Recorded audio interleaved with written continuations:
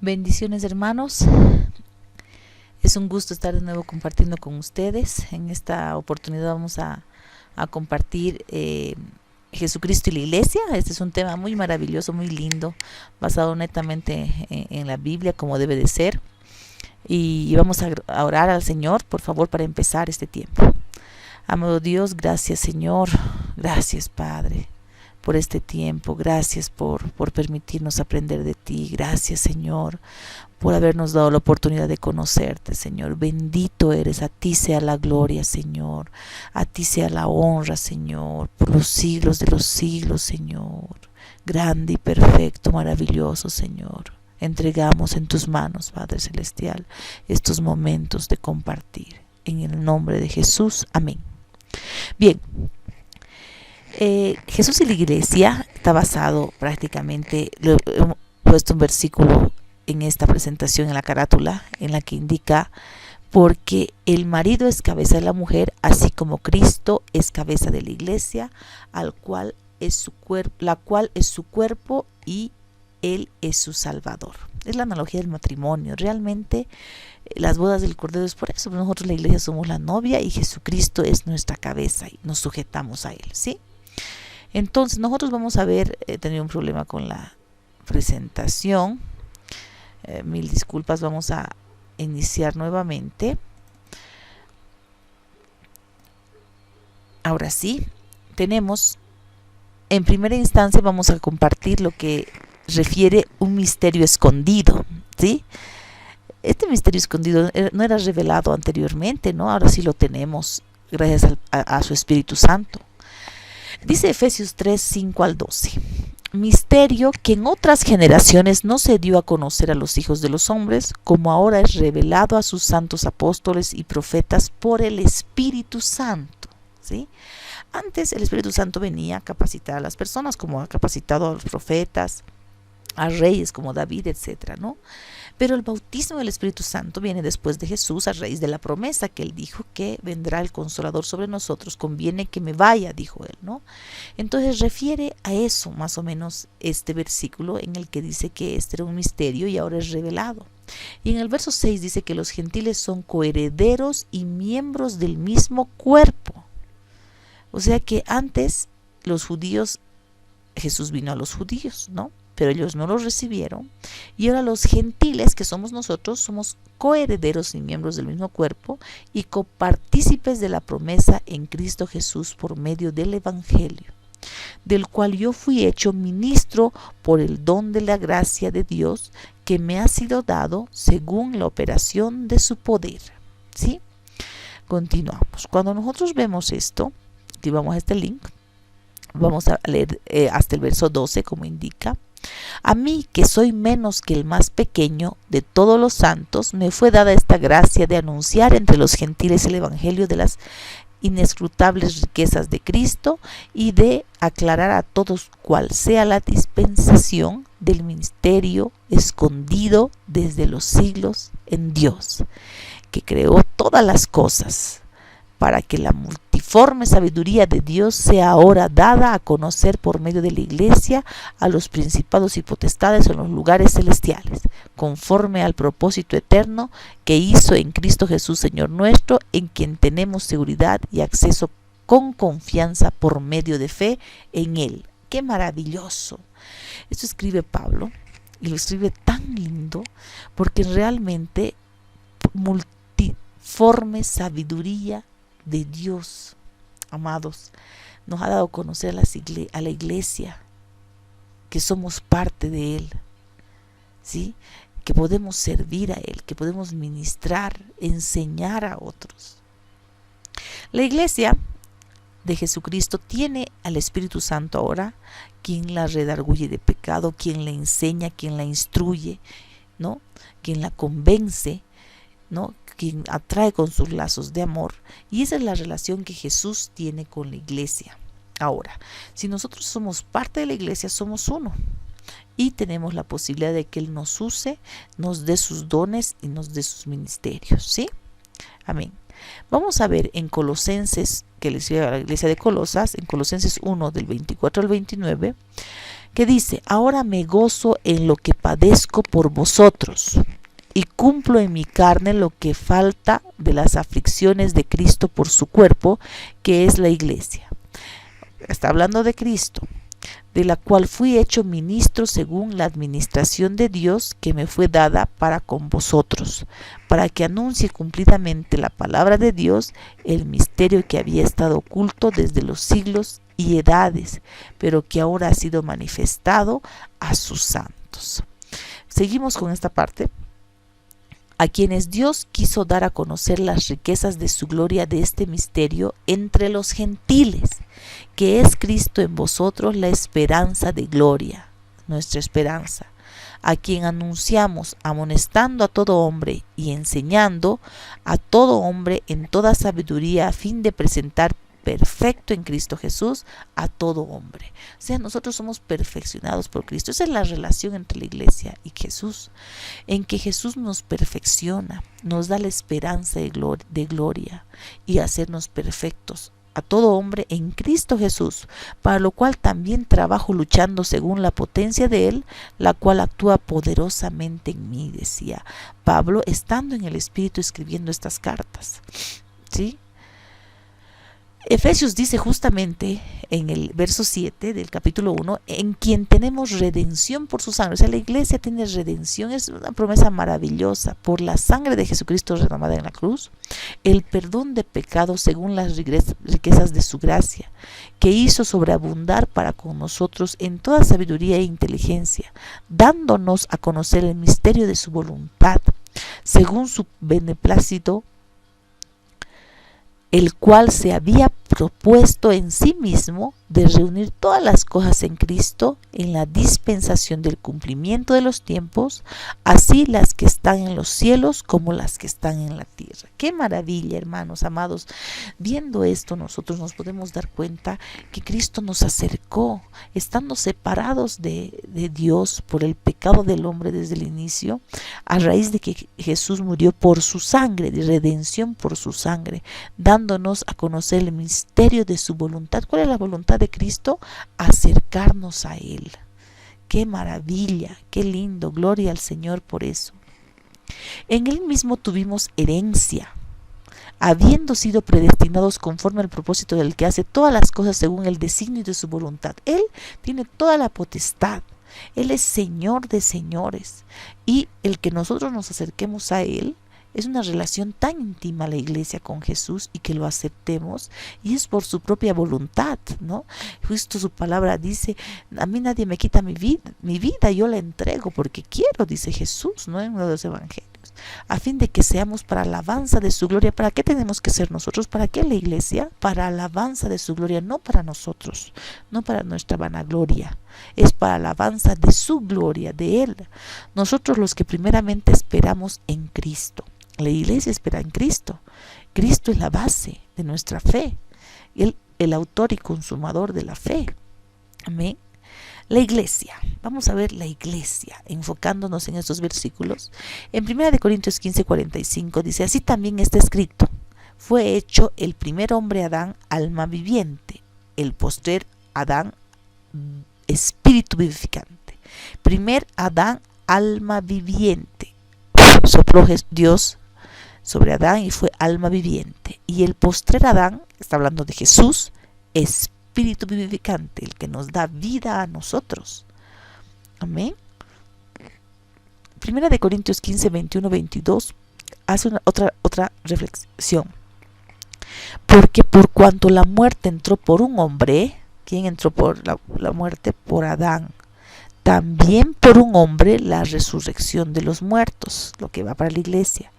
Porque así como en Adán todos mueren, también en Cristo todos serán vivificados. Aquí hemos hecho una representación gráfica. Adán, muerte, por él entró por el pecado, y a raíz de él todos mueren, dice, ¿no? La palabra. Pero hablando de Jesucristo, es para resurrección de muertos. O sea, los que estábamos muertos somos resucitados en Cristo.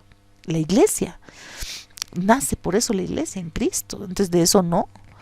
También en Cristo todos serán vivificados. Todos los que creemos en Él somos vivificados, pues somos la iglesia del Señor. Entonces Jehová Dios hizo caer sueño profundo sobre Adán. Estamos hablando de lo que pasó con Adán cuando sacó a Eva, ¿no? Tomó una de sus costillas y cerró la carne. En este versículo nosotros podemos ver cómo Dios de Adán saca a Eva, su ayuda idónea, su compañera, ¿sí? Porque fue tomada del varón, dicen que fue varona. Y vamos a ver Juan 19, 33 al 35, que dice: mas cuando llegaron a Jesús, como le vieron ya muerto, no le quebraron las piernas, pero uno de los soldados le abrió el costado con una lanza, y al instante salió sangre y agua. Esto es muy representativo porque tiene que ver con el costado de donde salió sangre, la que nos lava a nosotros, de donde nace la iglesia. Si se dan cuenta, amados, la iglesia nace a raíz de la sangre de Cristo, del costado, igual que nació Eva de Adán, del costado, ¿sí? Pero la sangre de Jesucristo fue la que dio vida a la iglesia, porque si no fuera por él, la iglesia no existiría, ¿no? Hablando de que sea salva en Cristo Jesús, de que sepamos la verdad. Ahora vamos a hablar un poco de lo que es el redil, ¿sí? Es importante cuando hablamos de la iglesia el redil, porque la iglesia está compuesta de ovejas, de miembros. Muchos somos, ¿no?, los miembros de la iglesia, pero también tiene que ver con cómo nos vamos a nutrir de la iglesia. Si estamos dentro de un redil, tenemos que alimentarnos, ¿sí? ¿Cómo nos alimentamos? Nos alimentamos de Cristo. Eso nos dice Juan 6, 33, 35, porque el pan de Dios es aquel que descendió del cielo y da vida al mundo. Le dijeron: Señor, danos siempre este pan. Jesús les dijo: yo soy el pan de vida. El que en mí viene nunca tendrá hambre, y el que en mí cree nunca tendrá sed, o no tendrá sed jamás. Cuando nosotros hablábamos, ellos hablaban del pan, del maná que había descendido del cielo sobre Israel, y le dijeron: ese que nunca se acaba, danos, Señor. Y Jesús les dice: yo soy el pan. La iglesia, ¿de quién debe alimentarse para poder vivir y no quedar raquítica? De Jesús, para poder estar cerca de él como iglesia. En Juan 6:51 dice: yo soy el pan vivo que descendió del cielo. Si alguno comiere de este pan, vivirá para siempre. El pan que yo daré es mi carne, la cual yo daré por la vida del mundo. ¿Sí? Es cuando Jesús murió, y a raíz de él es que tenemos vida. Vida o muerte, el título, con Cristo vida. ¿En qué momento muerte? En 2 de Corintios 4, 10, 12 dice: llevando en el cuerpo siempre por todas partes la muerte de Jesús, para que también la vida de Jesús se manifieste en nuestros cuerpos, porque nosotros que vivimos siempre estamos entregados a muerte por causa de Jesús, para que también la vida de Jesús se manifieste en nuestra carne mortal, de manera que la muerte actúa en nosotros y en vosotros la vida. ¿Sí? Cuando hablamos de esto, tenemos mucho que ver con que llevar la vida de Jesús. Nosotros, si no estamos muertos, si no reflejamos a Jesús, perdemos nuestra meta, amados. Nosotros decimos: vamos a manifestar en nuestro cuerpo, ¿qué? ¿Muerte o vida? ¿Para qué murió Jesús? Para darnos vida. Podemos también ver en Efesios, en el capítulo 4, que dice: en cuanto a la pasada manera de vivir. O sea que nosotros, despojándonos del viejo hombre que está viciado conforme a los deseos engañosos, la vida que llevábamos antes, el cuerpo que llevamos, y renovaos en el espíritu de vuestra mente, y vestíos del nuevo hombre, creado según Dios en la justicia y santidad de la verdad. Nosotros como iglesia debemos para ser parte, debemos de despojarnos del viejo hombre y renovarnos en el espíritu, que es el que da vida. Si permanecemos en la carne, nada podemos y estamos muertos, pero en el espíritu es el que vive, espíritu vivificante, nuestro Señor Jesucristo. En Romanos 6, por ejemplo, podemos ver en el versículos 5 y 6: porque si fuimos plantados juntamente con él en la semejanza de su muerte, así también lo seremos en de su resurrección, sabiendo esto, que nuestro viejo hombre fue crucificado juntamente con él, para que el cuerpo del pecado sea destruido, a fin de que no sirvamos más al pecado. Por eso dice, sé crucificados juntamente con Cristo. Y esa es una representación también el bautismo, ¿sí? Cuando nosotros nos bautizamos es una representación de enterrar al viejo hombre y que vive el nuevo y seamos parte del cuerpo de Cristo, ¿sí? Que es la iglesia, a la que Él es cabeza y nosotros nos sujetamos, entonces Él nos guía.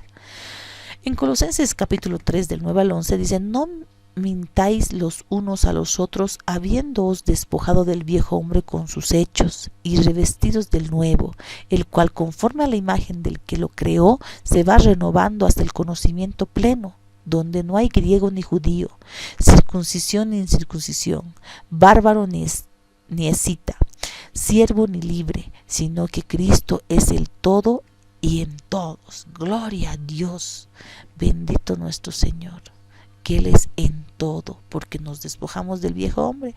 Ya no vivimos bajo la ley, no vivimos bajo lo que era, si me porto bien por mis obras soy salvo, sino que nos despojamos de todo y ya no hay diferencias, somos uno en Cristo Jesús, porque Cristo es el todo y en todos. Amén.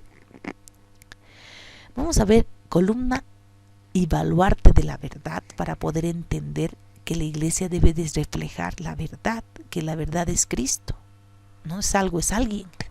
En 1 de Timoteo 3, 14, 15 dice, esto te escribo, aunque tengo la esperanza de ir pronto a verte, le dice, ¿no?, a Timoteo, para que si tardo sepas cómo debes conducirte en la casa de Dios, que es la iglesia de Dios viviente, columna y baluarte de la verdad. ¿Qué es la casa de Dios? ¿Qué somos nosotros como iglesia? Columna y baluarte de la verdad, de iglesia del Dios viviente. Estamos prácticamente mostrando a Jesús con nuestra vida, y somos la verdad, el baluarte de la verdad. Estamos en Cristo y Cristo es la verdad, entonces debe reflejarse a través de nosotros. En Mateo 16, 18 dice, y yo también te digo que tú eres Pedro, y sobre esta roca edificaré mi iglesia, y las puertas del Hades no prevalecerán sobre ella. Estamos edificados no sobre Pedro, ¿no?, sobre Cristo.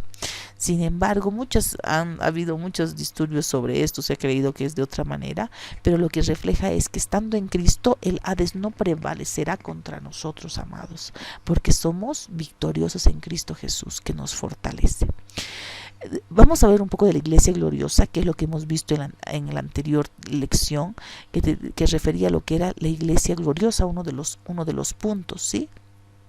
En Colosenses 2, del verso 1 al 3 podemos ver, porque quiero que sepáis cuán grande lucha sostengo por vosotros y por los que están en la Odisea, decía Pablo, y por todos los que nunca han visto mi rostro, para que sean consolados sus corazones unidos en amor, hasta alcanzar todas las riquezas en pleno entendimiento, a fin de reconocer el misterio de Dios el Padre y de Cristo, en quien están escondidos todos los tesoros de la sabiduría y del conocimiento. Nosotros como iglesia, si queremos actuar con sabiduría, la toma correcta de decisiones y el conocimiento de la verdad, que es Cristo, debemos de permanecer en Él, porque ahí están escondidos todos esos tesoros.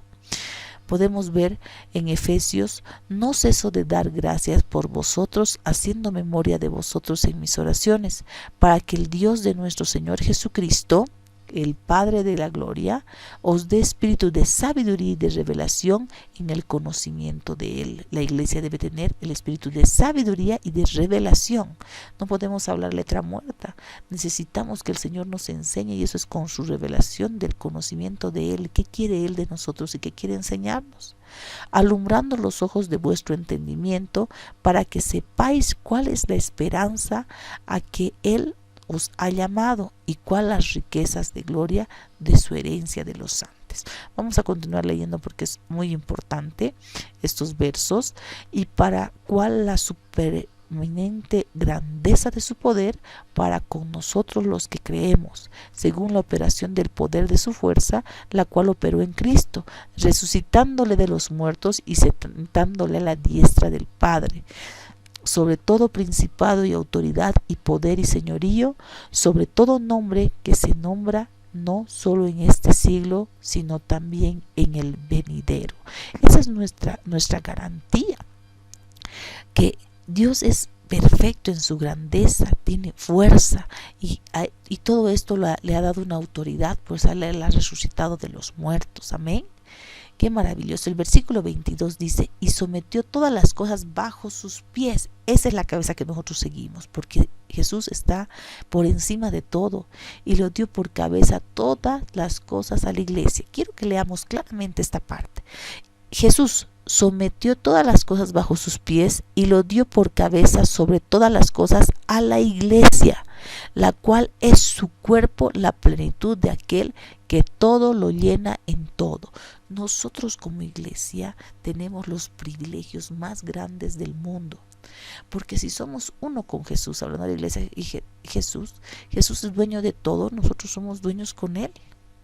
¿Dónde se ha visto un matrimonio de que uno tenga una casa y el otro no? ¿No? Realmente es una unidad, por lo que nosotros en Cristo Jesús, como somos el cuerpo, la plenitud de aquel que todo lo llena en todo, lo tiene la iglesia. Todas las cosas les dio por cabeza a la iglesia.